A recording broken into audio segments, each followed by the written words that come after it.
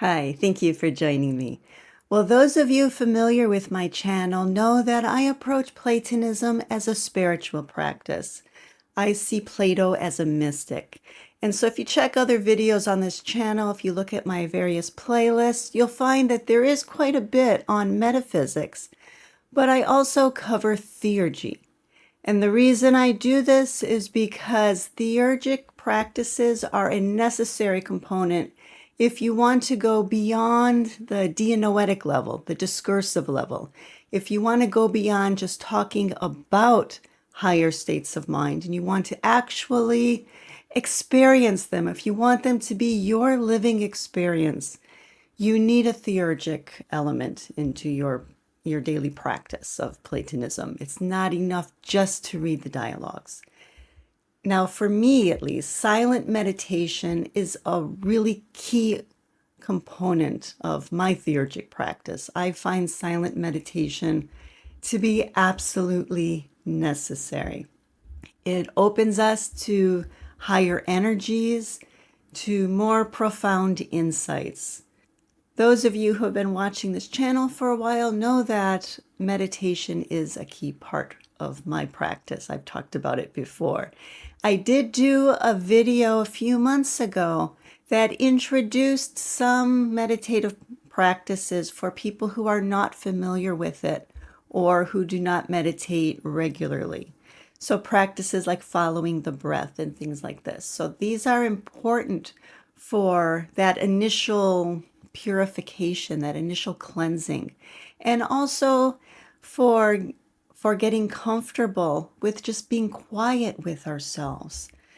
I think that many of us have never really been quiet with ourselves. We have a very social environment around us. Our culture is quite social. Being a quiet person is often looked down on. It depends on your family, but it often is looked down on, and being social and having lots of friends is seen as evidence of being well adjusted.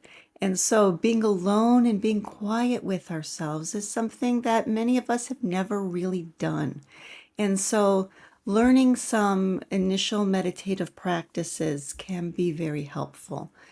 Also, just learning to be comfortable with ourselves will add to the quality of our lives. I think what we'll find with that initial purification that comes with meditating is that we have to look at a lot of the voices in our heads, and a lot of them are telling us the negative things about ourselves that we have become convinced of. Our insecurities, our fears, our doubts, our sense of inadequacy.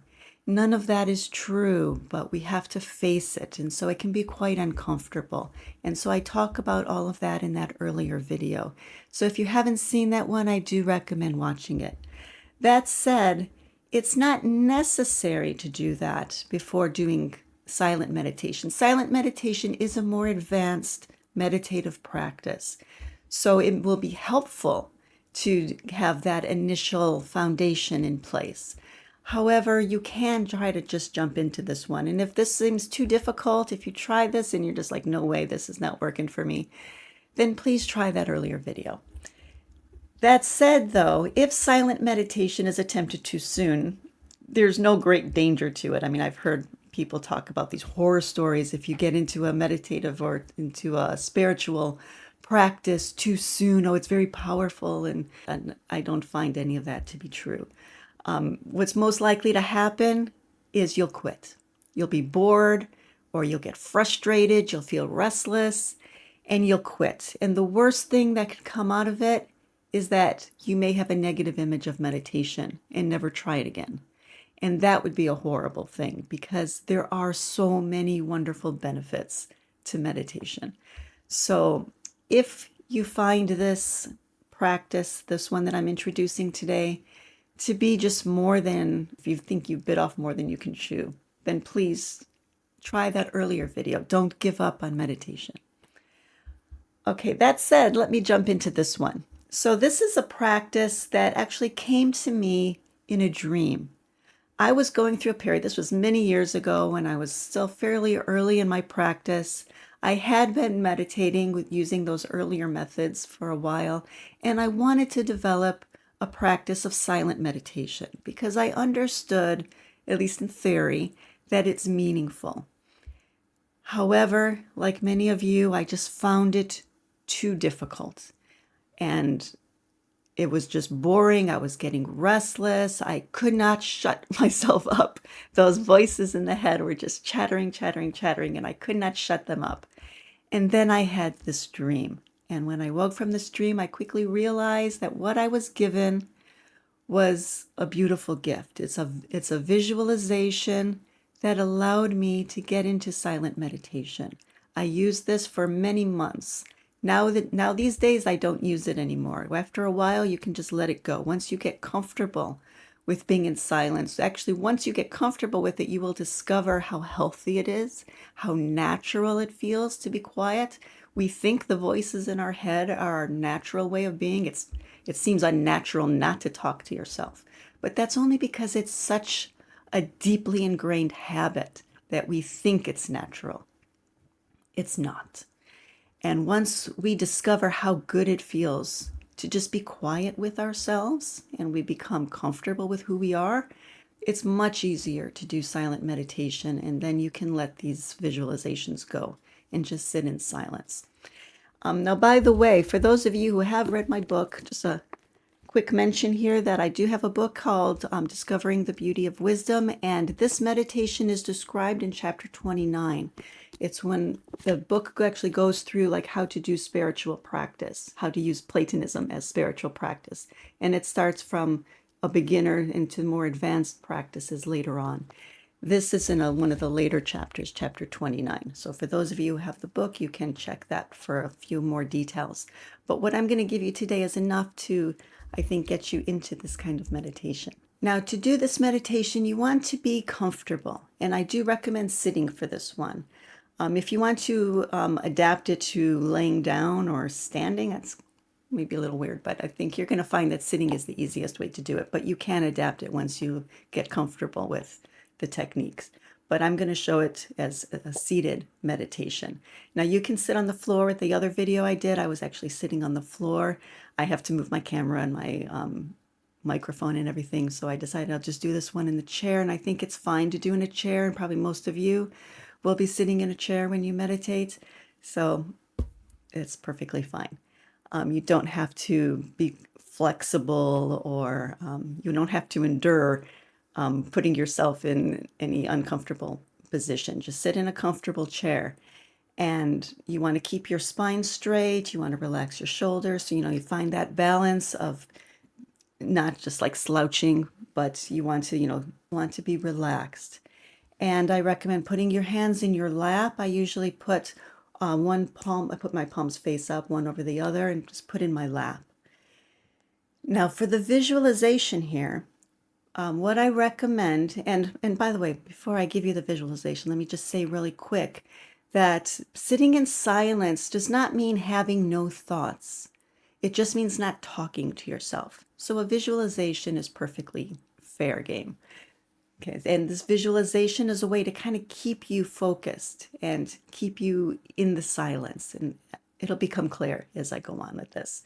So the setting for this visualization is that you're going to be flying a kite. But first you want to see the setting. You're going to be in a bright, sunny field, and you want to imagine it as beautiful as you can imagine it to be, as peaceful and beautiful as you can imagine.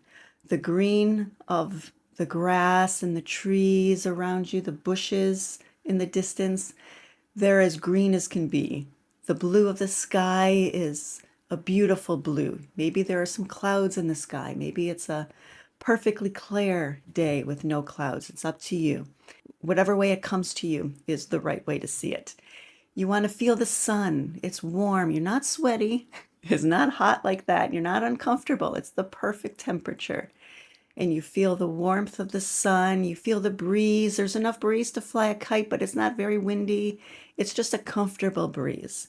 So you want to sit with your eyes closed, taking a few deep breaths. You're relaxing yourself. You're setting this scenery in your mind. It's putting you in a very relaxed state of mind. And this is the perfect state of mind to meditate in. So this is setting our ideal state of mind. And now you're going to see yourself flying a kite. Now, it doesn't matter what your kite looks like. In fact, in the dream that I had, which first taught me this visualization, I couldn't really even see the kite. It was just this like diamond shape in the distance, and I couldn't really make out any pattern. But maybe when you are visualizing, you will see a pattern. Maybe there'll be a picture or just a design or a geometric figure or something. Whatever you see is what you see. It doesn't matter. It doesn't matter if you are seeing anything at all except a kite in the distance. That's fine. Now your eyes are closed, of course. It's whereas we're meditating, we've got, remember, our hands in our lap and our eyes are closed. Now you want to turn your eyeballs straight up. Even your eyelids are closed, but you want to turn the eyes up as if you could see right through the center of your head and you're looking up at that kite. Now, why are we doing this? What is the value of this? Well, in addition to the visualization being our aid in keeping quiet here, it's also the way that we're moving our energy.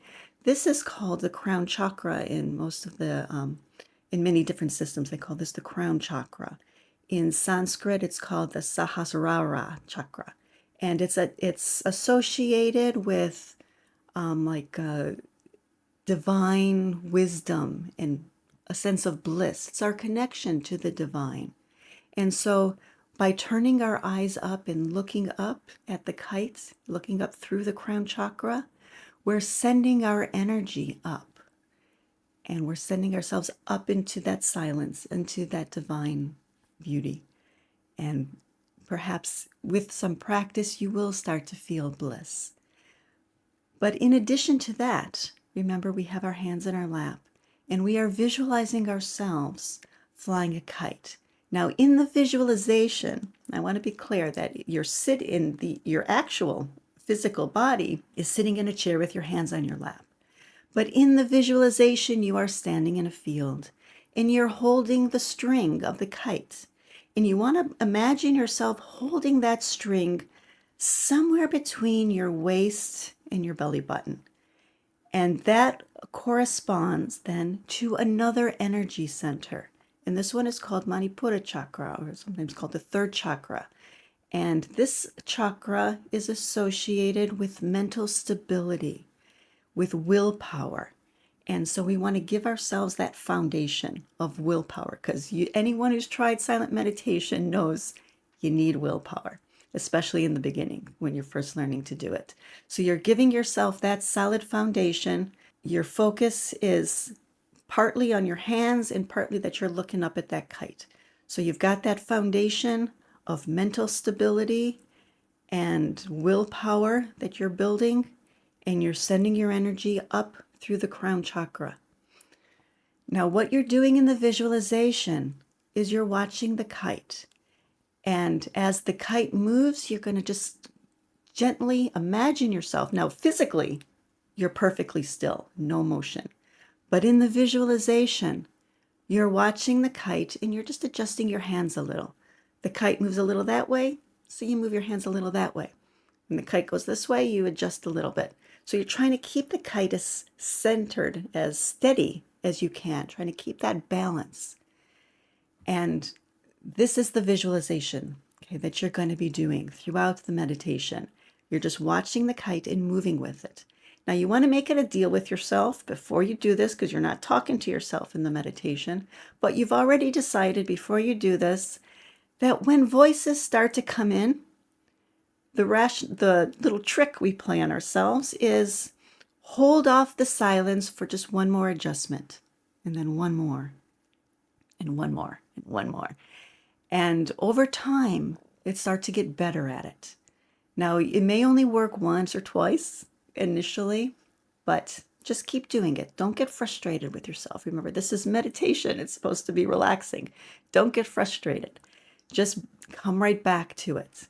When you find yourself talking, and invariably it always happens, you will sometimes go off on dialogues. And of course, we're not robots. You'll have good days and bad days. It happens to all of us.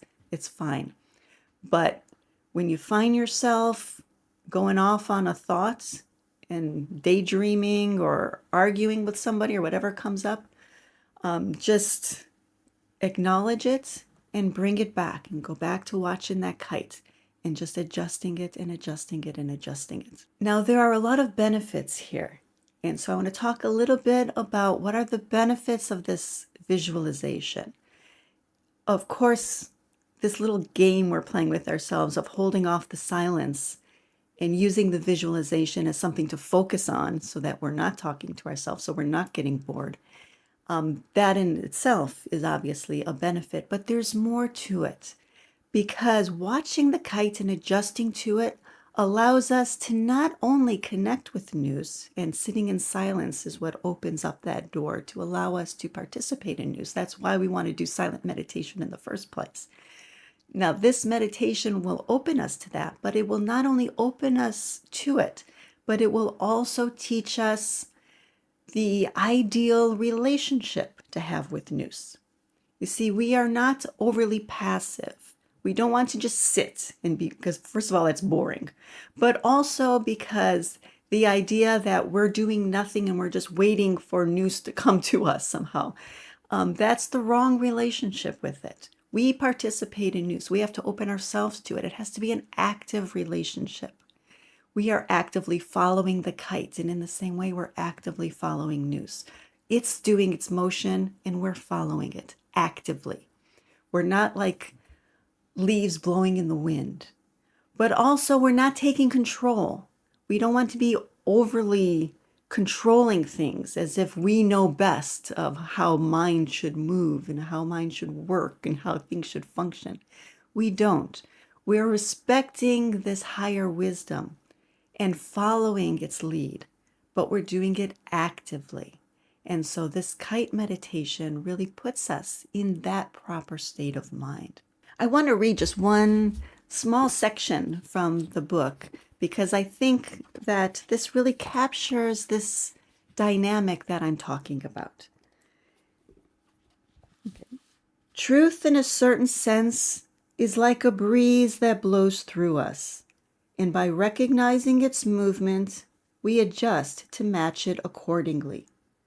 This requires an openness and a spontaneity that a person demanding constant control is not able to muster.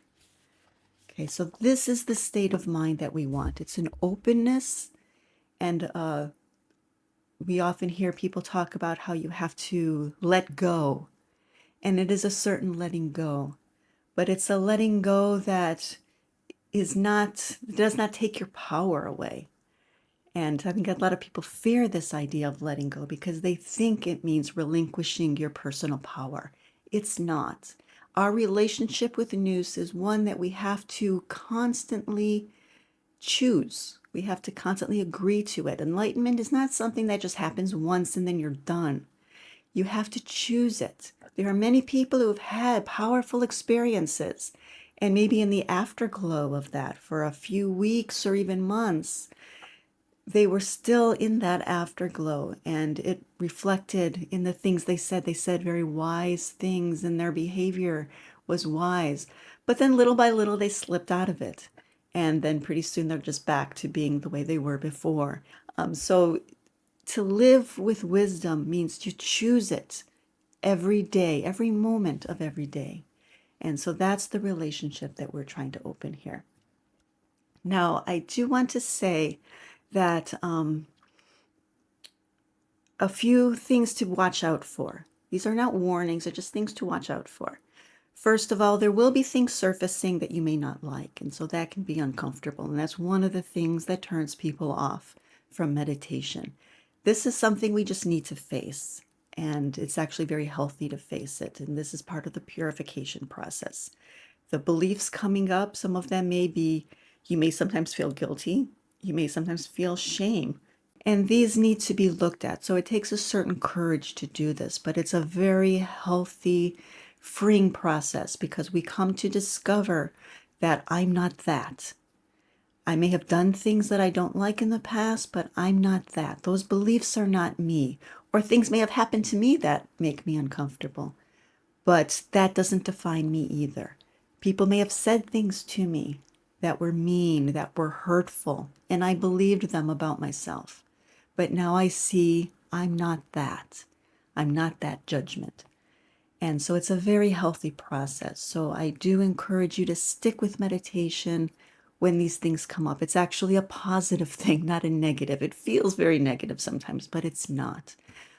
There is a playlist on philosophical midwifery, which is a system that we can use to work through these sorts of false beliefs as they surface.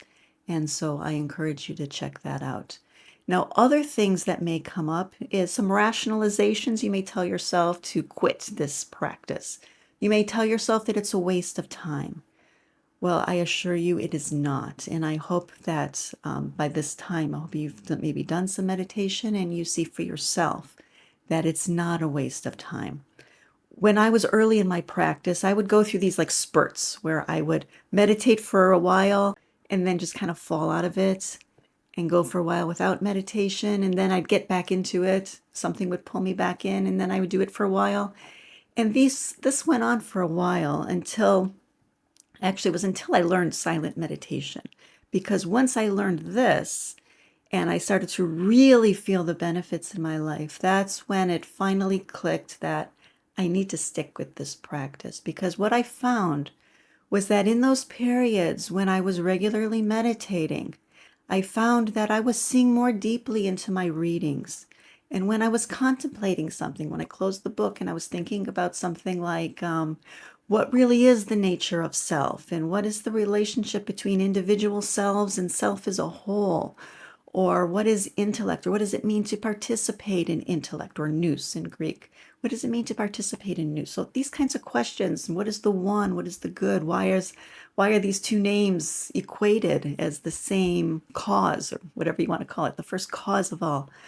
It's not a thing. It's not an essence. What is it?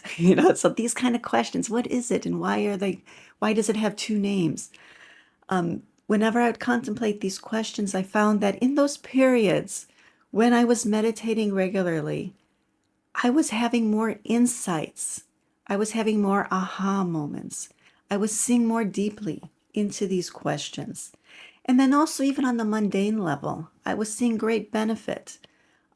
Patterns in my own behavior, as I talked about with the philosophical midwifery.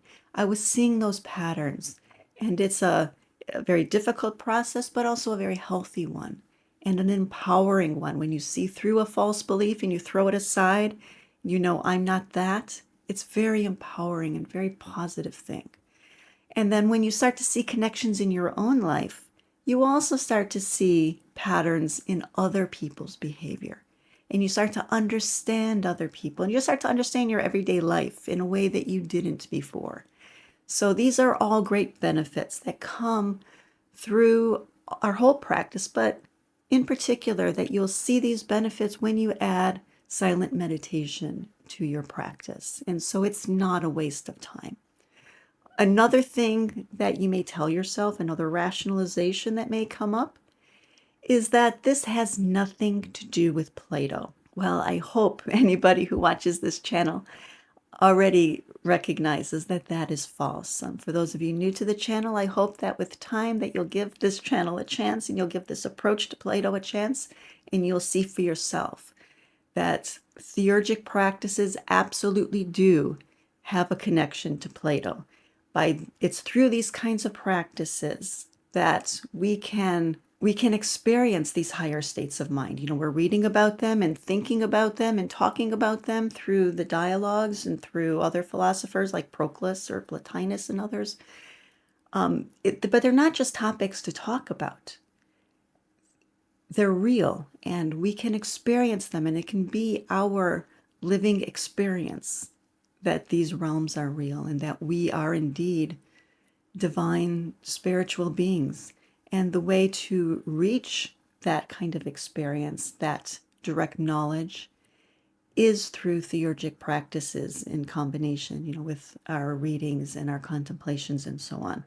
So this absolutely does have something to do with Plato. So when those ideas come up, you have a counter to that, and please don't let that stop you. Okay, so these are some of the things that may come up to try to stop you from doing this. And then with restlessness or boredom or any other feeling that comes up that makes you want to like just stop doing this, frustrations and so on, those again tie to beliefs that you hold about yourself. And so you can actually just question it. That's one way to get out of the boredom. It's like, oh, I feel bored. Instead of just quitting, say, oh, boredom is a curious state of mind. I wonder where this boredom comes from. I'm curious about the boredom. And that could be actually a way to get yourself out of the boredom and to go back to the visualization. Okay, so I do encourage you to give this a try.